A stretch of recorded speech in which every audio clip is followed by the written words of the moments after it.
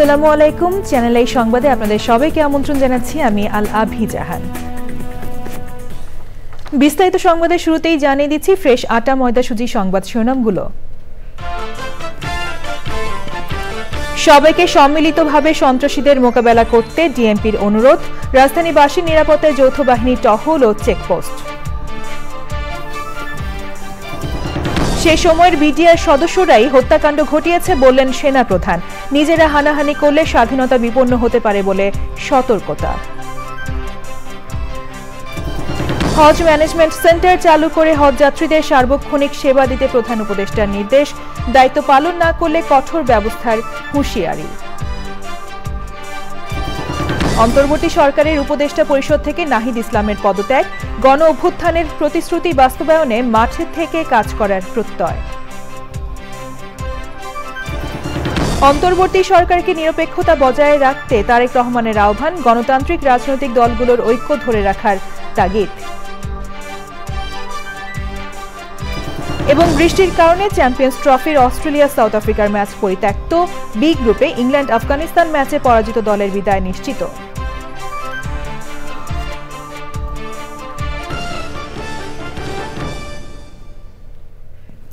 সংবাদ শিরোনামগুলো জানাচ্ছিলাম। এখনকার এই সংবাদ আয়োজন একই সঙ্গে চ্যানেল আই এর ইউটিউব চ্যানেলে এবং চ্যানেল আই এর ওটিটি প্ল্যাটফর্ম আই স্ক্রিনে লাইভ স্ট্রিম হচ্ছে। এবারে বিস্তারিত। সবাইকে সম্মিলিতভাবে সন্ত্রাসীদের মোকাবিলা করার অনুরোধ জানিয়েছেন ডিএমপি কমিশনার শেখ মোহাম্মদ সাজ্জাদ আলী। রাজধানীবাসীর নিরাপত্তায় আইনশৃঙ্খলা বাহিনী বিভিন্ন গুরুত্বপূর্ণ স্থানে টহল ও চেকপোস্ট বসিয়েছে জানিয়েছেন তিনি। রাজনৈতিক দলের নেতারা যেন চাঁদাবাজিতে জড়িয়ে না পড়ে সেদিকে লক্ষ্য রাখার আহ্বান জানিয়েছেন যুব ও ক্রীড়া উপদেষ্টা। সৈয়দ অদিতের রিপোর্ট। দেশজুড়ে অপারেশন ডেভিল হান্ট চলমান থাকলেও খোদ রাজধানীতে বেড়েছে ছিনতাই, চাঁদাবাজি সহ বিভিন্ন অপরাধ প্রবণতা।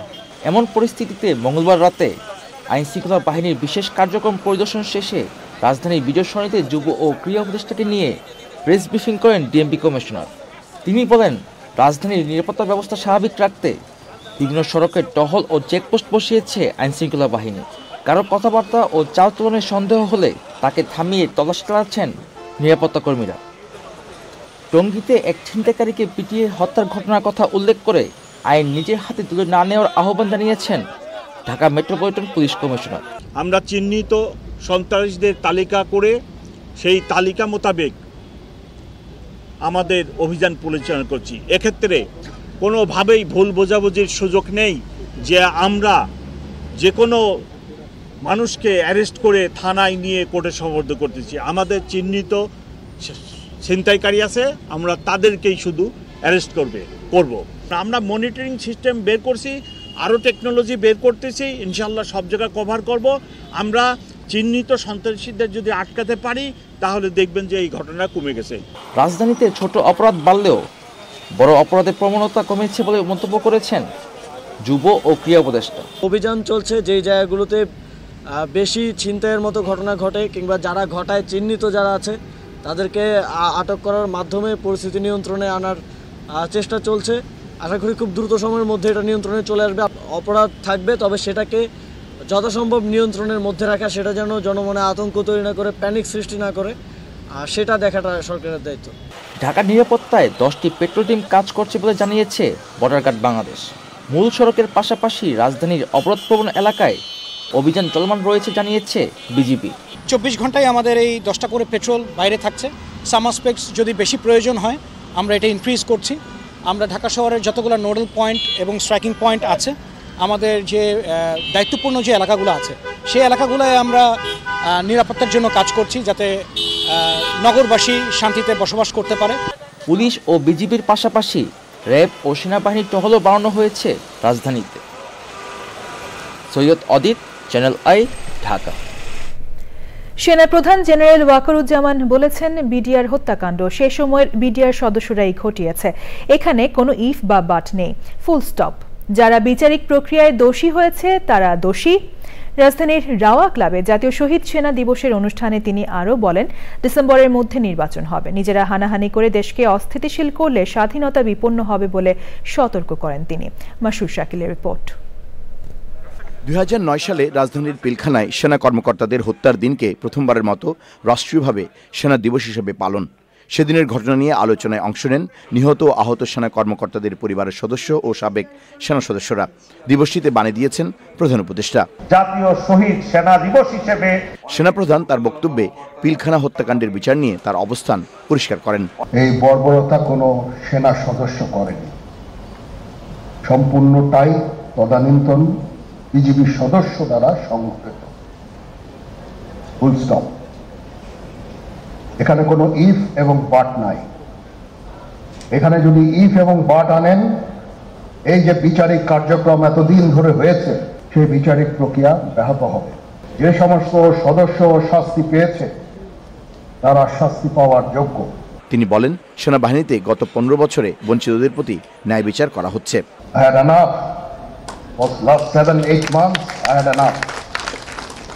আমি চাই দেশ এবং জাতিকে একটা সুন্দর জায়গায় রেখে আমরা সেনানিবাসে ফেরত আসবো। ডিসেম্বরের মধ্যে নির্বাচন হতে হবে জানিয়ে তিনি বলেন, নিজেদের মধ্যে হানাহানি করে দেশকে অস্থিতিশীল করলে স্বাধীনতা বিপন্ন হতে পারে। আমি যতবারই ডক্টর ইউনূসের সাথে কথা বলেছি, he completely agrees with me. There should be free, fair and inclusive election, and that election should be within December or স্মৃতিচারণে শহীদ পরিবারের সদস্যরা ঘটনার মাস্টারমাইন্ডদের খুঁজে বের করা, সরাসরি হত্যাকাণ্ডে অংশগ্রহণকারীদের শাস্তি নিশ্চিত করা এবং ভবিষ্যতে এমন নৃশংস ঘটনা যেন আর না ঘটে সেই ব্যবস্থা নেওয়ার আহ্বান জানিয়েছেন। Masrur Shakil, Channel I, Dhaka. হজযাত্রাকে সহজ, সুন্দর ও নিরাপদ করতে হজ ম্যানেজমেন্ট সেন্টার চালু করে হজযাত্রীদের সার্বক্ষণিক সেবা নির্দেশ দিয়েছেন প্রধান উপদেষ্টা ডক্টর মোহাম্মদ ইউনূস। নগরীর রাষ্ট্রীয় অতিথি ভবন যমুনায় হজ ব্যবস্থাপনা সংক্রান্ত জাতীয় কমিটির সভায় এ নির্দেশ দেন তিনি। প্রধান উপদেষ্টা বলেন, একজন হজযাত্রীও যেন কোনো ধরনের ভোগান্তির শিকার না হন সে প্রচেষ্টা থাকতে হবে।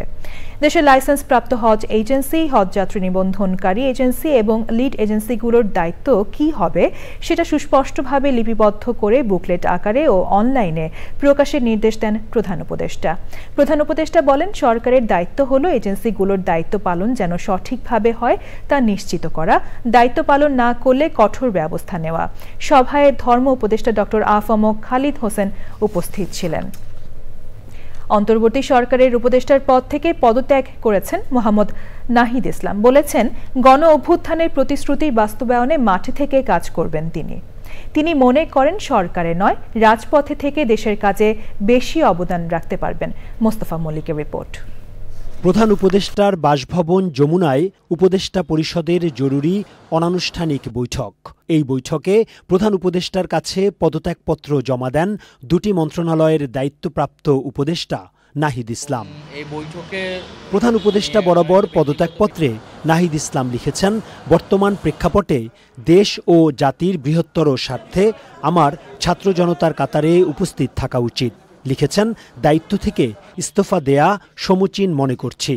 উপদেষ্টা পরিষদের বৈঠক শেষে সাংবাদিকদের সঙ্গে কথা বলেন নাহিদ ইসলাম। দুইটি মন্ত্রণালয়ের দায়িত্ব থেকে আমি ইস্তফা দিয়েছি। এছাড়াও এই জুলাই ফাউন্ডেশন, জুলাই শহীদ স্মৃতি ফাউন্ডেশন সহ সরকারের যে সকল কমিটিতে আমি ছিলাম, এই সকল কমিটি থেকে আমি সাথে সাথে একই সাথে ইস্তফা আমার হচ্ছে। এবং গণ অভ্যুত্থানের আকাঙ্ক্ষা বাস্তবায়নের লক্ষ্যে আমাদের সেই সময় দায়িত্ব গ্রহণ করাটা আমাদের কাছে মনে হয়েছিল যৌক্তিক। নাহিদ ইসলাম বলেন, সরকারের বাইরে থেকে দেশের উন্নয়নে বেশি অবদান রাখা যাবে। দেশের বর্তমান যে পরিস্থিতি, সেই পরিস্থিতিতে একটি রাজনৈতিক শক্তির উত্থানের জন্য আমার রাজপথে থাকা প্রয়োজন, ছাত্র জনতার কাতারে থাকা প্রয়োজন।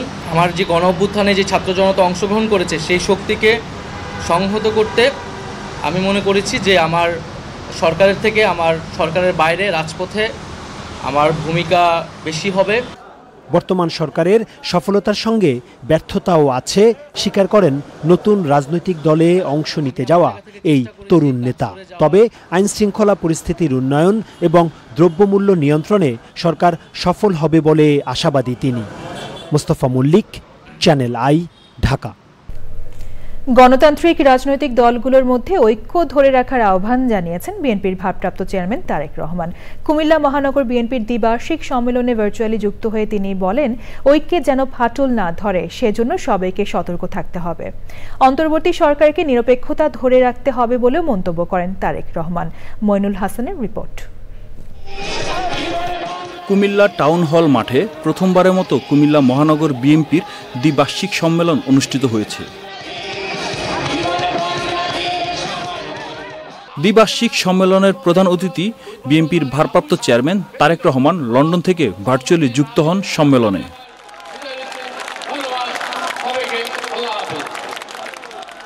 তারেক রহমান বলেন, দেশের মানুষের ভাগ্য পরিবর্তন যদি করতে হয় তাহলে অবশ্যই দেশে স্থিতিশীলতা বজায় রাখতে হবে এবং গণতন্ত্রের একটি মূল মন্ত্র হচ্ছে আমরা আমাদের মধ্যে যে মতপার্থক্য থাকবে বিভিন্নভাবে বিভিন্ন জায়গায়, সেটি দলের ভিতরেই হোক, সেটি অন্য কোনো রাজনৈতিক দলের সাথেই হোক না কেন, আমরা মতপার্থক্য থাকলে আমরা বসবো, আমরা আলোচনা করব, আমরা সিদ্ধান্ত গ্রহণ করব। আমাদের মতপার্থক্য যদি বিভেদের মধ্যে বা বিভেদ সৃষ্টি করে, আমাদের নিজেদের মধ্যে সবচাইতে বেশি ক্ষতিগ্রস্ত হবে দেশ, ক্ষতিগ্রস্ত হবে দেশের মানুষ, ক্ষতিগ্রস্ত হবে এই দেশের গণতান্ত্রিক রাজনৈতিক দলগুলো। অন্তর্বর্তী সরকারে কিছু কিছু ব্যক্তির বক্তব্যে দেশের অস্থিতিশীলতা সৃষ্টি হচ্ছে বলে মন্তব্য করেন বিএনপির ভারপ্রাপ্ত চেয়ারম্যান। আমরা চাই বর্তমান অন্তর্বর্তীকালীন সরকার সফল হোক।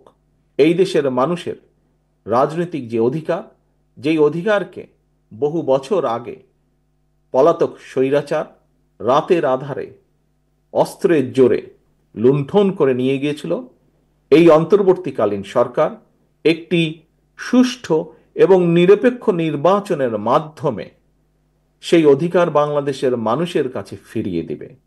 সবাই যত বেশি ঐক্যবদ্ধ থাকা যাবে, গণতন্ত্র তত বেশি সুসংহত হবে জানিয়ে দলের প্রতিটি নেতাকর্মীদের ঐক্যবদ্ধ থাকার আহ্বান জানান তারেক রহমান। মানুষের কাছে ফিরিয়ে দেবে। Moinul Hasan, channel I, Comilla. Report পড়ে দেখার সময় নেই, তাহলে এতগুলো সংস্কার কমিশন এবং টাস্ক ফোর্স গঠনের কারণ জানতে চাইলেন অর্থনীতির কৌশল পুনর্নির্ধারণে গঠিত টাস্ক ফোর্সের চেয়ারম্যান KAS মোর্শেদ। ওই আলোচনায় মঞ্চে বসে একটি কমিশনের প্রধান ডক্টর ইফতেখারুজ্জামান এবং KAS মোর্শেদের কাছে অধ্যাপক রেহমান সোবহান জানতে চান তাদের কোনো সুপারিশ সরকারের কারো মনোযোগে আছে কিনা। আরেক সেশনে বিএনপি নেতা আব্দুল আওয়াল মিন্টু অভিযোগ করেন সংস্কারের নামে অর্থনীতি আর রাজনীতিকে আলাদা করে ফেলার চেষ্টা চলছে। রিজওয়ান নিউজের রিপোর্ট। সেন্টার ফর পলিসি ডায়ালগ সিপিডির আয়োজনে ব্রাক সেন্টার ইনে দুদিনের সংলাপ। অর্থনীতি বিষয়ে গঠিত টাস্কফোর্সের রিপোর্ট নিয়ে আলোচনার সমাপনী অধিবেশনে অন্তর্বর্তী সরকারের অগ্রাধিকার এবং মনোযোগ নিয়ে হতাশা প্রকাশ করেন সবাই। আপনারা আমাদেরকে এসে আমাদেরকে বুঝিয়ে দেন আপনারা কি লিখেছেন, কারণ আমাদের দুপাতা পড়ারও সময় নাই। So that's the reality. তো সেখানে তাহলে আমাদেরকে দিয়ে কাজটা কেনই বা করানো হলো? দুর্নীতি দমন কমিশন রেগুলার ফোন পাচ্ছে। SF Salman Rahman is being replaced by another set of individuals. It's already there. So what do we do about this? Report পাননি বলে সোমবার উদ্বোধনী পর্বে বাণিজ্য উপদেষ্টার বক্তব্য শোনার পরের দিন পরিকল্পনা উপদেষ্টার অনুপস্থিতি নিয়ে কথা বলেন Rehman Sobhan. If you are serious about the reforms, at least engage in an advocacy process with your group and see how much of the reforms you can market to Wahid to begin with, and then beyond that to Professor Yunus in the interim government. এটা যখন আমি এক নজর পড়লাম, আমার কাছে মনে হইল যে ওনারা রাজনীতিকে অর্থনীতিকে টোটালি বাইর করে দিয়েছেন। যে অ্যাজ ইফ একটা দেশে শুধু অর্থনীতি আছে, রাজনীতি বলতে কিছু নেই। অর্থনীতি, রাজনীতি সহ গোটা শাসন ব্যবস্থায় আমূল সংস্কারের উদ্দেশ্যে অন্তর্বর্তী সরকার 2 ধাপে 11টি কমিশন গঠন করে। এর মধ্যে 6 কমিশনের পূর্ণাঙ্গ রিপোর্ট প্রকাশ করে সরকার। শ্বেতপত্র এবং অর্থনীতি বিষয়ে গঠিত টাস্কফোর্সের রিপোর্টও হাতে পেয়েছে সরকার। রিজভিন আওয়াজ, চ্যানেল আই, ঢাকা। বিএনপির ভাইস চেয়ারম্যান, সাবেক মন্ত্রী ও বীর মুক্তিযোদ্ধা আব্দুল্লাহ আল নোমান মারা গেছেন। ইন্না লিল্লাহি ওয়া ইন্না ইলাইহি রাজিউন। মঙ্গলবার সকালে অসুস্থ বোধ করলে রাজধানীর একটি হাসপাতালে নেওয়ার পর চিকিৎসকরা তাকে মৃত ঘোষণা করেন। দুপুরে জাতীয় সংসদ ভবনের দক্ষিণ প্লাজার পর নয়াপল্টনে বিএনপির কেন্দ্রীয় কার্যালয়ের সামনে ও আসরের পর তার জানাজার নামাজে অংশ নেন রাজনৈতিক অঙ্গন সহ বিভিন্ন ক্ষেত্রের বিশিষ্টজনেরা। তার মরদেহ বিএসএমএমইউ হাসপাতালের হিমঘরে থাকবে। বৃহস্পতিবার চট্টগ্রামে নেওয়ার পর শুক্রবার বাদ জুমা দুটি জানাজার নামাজ শেষে তাকে দাফন করা হবে। বিএনপির বর্ষিয়ান এই রাজনীতিবিদের মৃত্যুতে দলের ভারপ্রাপ্ত চেয়ারম্যান তারেক রহমান শোক জানিয়েছেন। রাহুল রায়ের রিপোর্ট। বাম রাজনীতি দিয়ে রাজনৈতিক জীবনের শুরু দেশের রাজনীতিতে এক উজ্জ্বল ব্যক্তিত্ব আব্দুল্লাহ আল নোমানের। বিএনপির প্রতিষ্ঠাকাল থেকেই দলটির প্রতিষ্ঠাতা ও সাবেক রাষ্ট্রপতি জিয়াউর রহমানের হাত ধরে বিএনপির রাজনীতিতে পদার্পণ।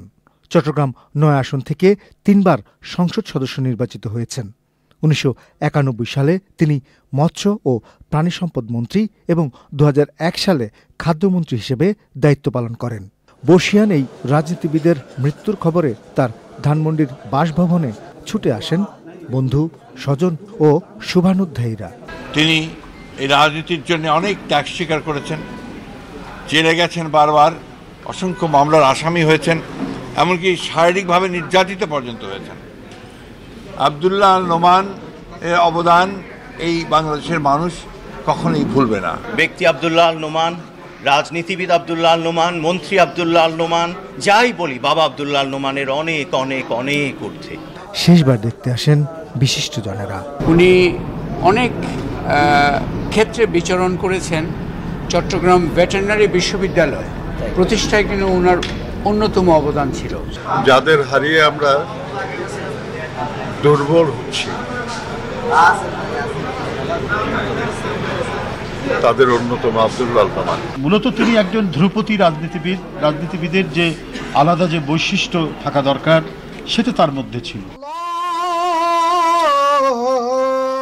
জাতীয় সংসদ ভবনের দক্ষিণ প্লাজায় তার জানাজার নামাজ অনুষ্ঠিত হয়। বাদ আসর নয়াপল্টনের কেন্দ্রীয় কার্যালয়ের সামনে আরেকটি নামাজের জানাজায় অংশ নেন দলের নেতাকর্মী ও বিশিষ্টজনেরা।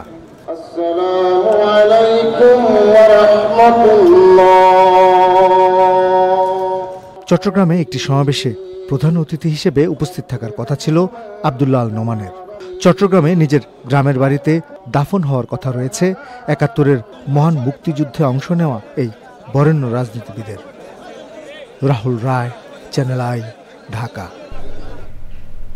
এবার রয়েছে আইসিসি চ্যাম্পিয়ন্স ট্রফি প্রসঙ্গ।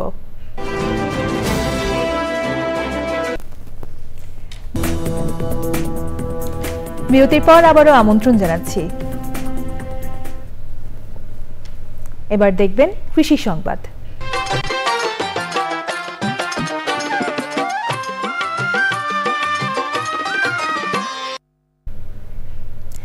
যশোরের বিল হরিণার ৩০০ বিঘা জমিতে এবার বোরো ধান আবাদ অনিশ্চিত হয়ে পড়েছে। বিল সংলগ্ন মুক্তেশ্বরী নদীর পানি নিষ্কাশনের পথ বন্ধ হয়ে জলাবদ্ধতা সৃষ্টি হওয়ায় এই সংকট দেখা দিয়েছে। এতে মারাত্মক আর্থিক ক্ষতির মুখে এলাকার কয়েকশো চাষি। যশোর প্রতিনিধি আকরামুজ্জামানের রিপোর্ট। বর্ষা মৌসুমে যশোর শহরের পানি এই হরিণার বিলে জমা হয়। পরবর্তীতে এই পানি বিলের মধ্য দিয়ে খনন করা জিয়াকাল হয়ে মুক্তেশ্বরী নদীতে গিয়ে পড়ে। বর্ষা মৌসুমে জলাবদ্ধতায় বিলের জমিতে আমন আবাদ বন্ধ থাকলেও বোরো আবাদে সমস্যা হয় না। তবে এবছর বোরোর চারা রোপণের সময় পেরিয়ে গেলেও এখনও বিলের প্রায় ৩০০ বিঘা জমির পানি নিষ্কাশন হচ্ছে না। অনাবাদী হয়ে পড়ে আছে বিস্তীর্ণ জমি। জলের জন্য আমরা বুই খাত করতে পারতেছি না। পর এই কয়টা বছর আমাদের মাছ যাচ্ছে পানির জন্য। বৈশাখ মাসের থেকে শুরু করে বর্ষার পরের থেকে জল বেঁধে থাকে সারা মাঠে। বড় মৌসুমে বিল হরিণাই যেখানে বাম্পার ফলন হয় সেখানে এবার লোকসানের মুখে চাষি। নদী গেছে ভরটে, তারপরে টাউনের পানি আসতেছে, টাউনের পানি আসে আমাদের বিলির বেশি ক্ষতি করতেছে, নদী আরো ভরট হয়ে যাচ্ছে। আমনে তো পাইনি, আর এই রীতি চেষ্টা পাচ্ছিলাম লাগানোর, তাও তো সে কি হবে তা বলা যাবে না।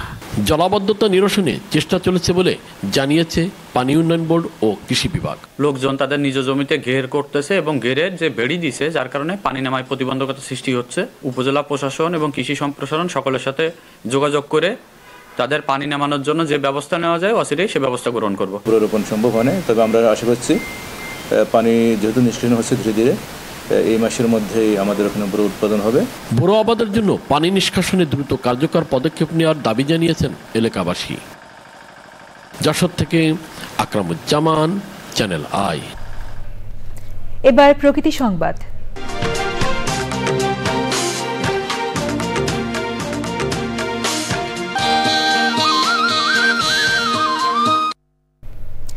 গাইবান্ধায় তামাকের আগ্রাসন বাড়ছে। বেশি লাভ আর বিক্রির নিশ্চয়তা থাকায় তামাক চাষে যুক্ত হচ্ছেন কৃষকরা। তামাক চাষ ও প্রক্রিয়াজাতকরণে নেওয়া হচ্ছে না কোনো সুরক্ষা ব্যবস্থাও। এতে বাতাসে নিকোটিন মিশে যাওয়ায় বাড়ছে স্বাস্থ্য ঝুঁকি। হুমকিতে এলাকার পরিবেশ প্রকৃতি। তবে কৃষি বিভাগের দাবি, পরিস্থিতি নিয়ন্ত্রণে কৃষকদের নিরুৎসাহিত করা সহ নেওয়া হয়েছে প্রয়োজনীয় ব্যবস্থা। গাইবান্ধা প্রতিনিধি ফারুক হোসেনের তথ্য, ভিডিওচিত্রে আফরোজা হাসির রিপোর্ট। সহজলভ্য তামাকে দেশে বাড়ছে মৃত্যু, সেই সাথে বাড়ছে হৃদরোগ, ক্যান্সার, বক্ষব্যাধি সহ নানা রোগ ব্যাধি। তবে মৃত্যু ঝুঁকি জেনেও প্রতি বছর তামাক চাষে যুক্ত হচ্ছেন গাইবান্ধার গোবিন্দগঞ্জ, পলাশবাড়ি ও সাদুল্লাপুরের কৃষকরা। একসময় চরাঞ্চলে তামাক চাষ বেশি হলেও এখন তা সমতলের 3 থেকে 4 ফসলি জমিতে ছড়িয়ে পড়েছে। জমির মান ভালো, তামাকটা হয় ভালো, সেই ক্ষেত্রে কৃষকরা আর তামাকের প্রতি একটা আগ্রহশীল আর কি। ব্যাংকের মাধ্যমে মোটর পাওয়া যায়, তার কারণেই আবাদ করা হয় যে টাকাটা হলে একটু উপকার হবে। আলু আবাদ করছে, আলুর তো টাকা পাচ্ছি না, আলুর দাম কমে গেছে। আলু পচাই হয়, তেমন হয় না, মারে যায়। তামাকে তা হয় না। তামাক রোপণ, পরিচর্যা কিংবা প্রক্রিয়াজাতকরণে নেই কোনো সুরক্ষা ব্যবস্থা। উন্মুক্ত স্থানে তামাক শুকানোয় বাতাসের সাথে মিশছে বিষাক্ত নিকোটিন। সরকারের পক্ষ থেকে জোর পদক্ষেপ নেওয়া দরকার, এটাকে নিরুৎসাহিত করা। স্বাস্থ্যের যে অবনতি, স্বাস্থ্যের যেমন শ্বাসকষ্ট ইত্যাদি অনেক রোগ আছে, এই রোগগুলোর থেকে আমরা মুক্তি পাবো না। এতে একদিকে কমছে খাদ্য উৎপাদন, অন্যদিকে হুমকিতে স্থানীয় প্রাণ প্রকৃতি। নিজেদেরকে যেমন সচেতন হতে হবে, পরিবারের সদস্যদেরকে সচেতন হতে হবে, সামাজিকভাবে এটার বিরুদ্ধে আমাদের একটা আন্দোলন গড়ে তুলতে হবে। তবে পরিবেশ ও জীববৈচিত্র্য রক্ষায় তামাকের আগ্রাসন কমিয়ে আনতে নানা উদ্যোগের কথা জানিয়েছে সংশ্লিষ্ট বিভাগ। এই তামাক চাষীদেরকে বিভিন্ন প্রণোদনার আওতায় এনে বীজ এবং সার প্রণোদনা দিচ্ছি এবং পরবর্তীতে আরও আমরা প্রয়োজনীয় ব্যবস্থা গ্রহণ করব। এবছর জেলায় প্রায় 26 হেক্টর জমিতে তামাক চাষ হয়েছে। সংশ্লিষ্টরা বলছেন, তামাক চাষ বন্ধ করতে পারলে যেমন খাদ্য উৎপাদন বাড়বে, তেমনি রক্ষা পাবে প্রাণ প্রকৃতিও। আফরোজা হাসি, প্রকৃতি ও জীবন ডেস্ক, চ্যানেল আই। এখন দেখবেন খেলার খবর।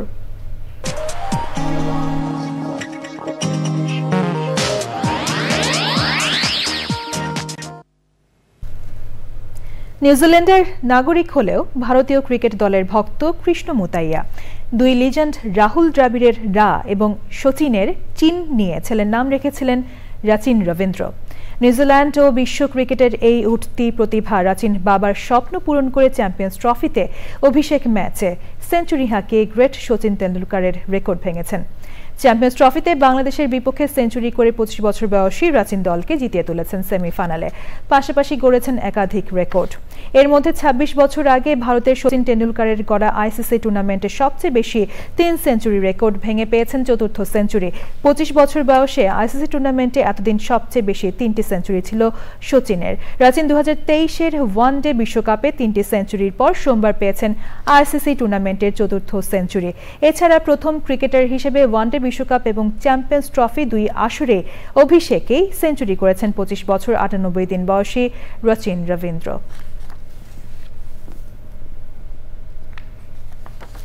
দুটি প্রীতি ম্যাচ খেলতে দুবাই পৌঁছেছে বাংলাদেশ নারী ফুটবল দল। সংযুক্ত আরব আমিরাতের বিপক্ষে সবাইকে সম্মিলিতভাবে সন্ত্রাসীদের মোকাবেলা করতে ডিএমপির অনুরোধ। রাজধানীবাসীর নিরাপত্তায় যৌথ বাহিনীর টহল ও চেকপোস্ট।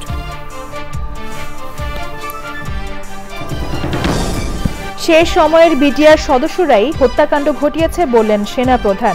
নিজেরা হানাহানি করলে স্বাধীনতা বিপন্ন হতে পারে বলে সতর্কতা। হজ ম্যানেজমেন্ট সেন্টার চালু করে হজ যাত্রীদের সার্বক্ষণিক সেবা দিতে প্রধান উপদেষ্টার নির্দেশ। দায়িত্ব পালন না করলে কঠোর ব্যবস্থার হুঁশিয়ারি। অন্তর্বর্তী সরকারের উপদেষ্টা পরিষদ থেকে নাহিদ ইসলামের পদত্যাগ, গণ অভ্যুত্থানের প্রতিশ্রুতি বাস্তবায়নে মাঠে থেকে কাজ করার প্রত্যয়। অন্তর্বর্তী সরকারকে নিরপেক্ষতা বজায় রাখতে তারেক রহমানের আহ্বান, গণতান্ত্রিক রাজনৈতিক দলগুলোর ঐক্য ধরে রাখার তাগিদ। এবং বৃষ্টির কারণে চ্যাম্পিয়ন্স ট্রফির অস্ট্রেলিয়া সাউথ আফ্রিকার ম্যাচ পরিত্যক্ত, বি গ্রুপে ইংল্যান্ড আফগানিস্তান ম্যাচে পরাজিত দলের বিদায় নিশ্চিত।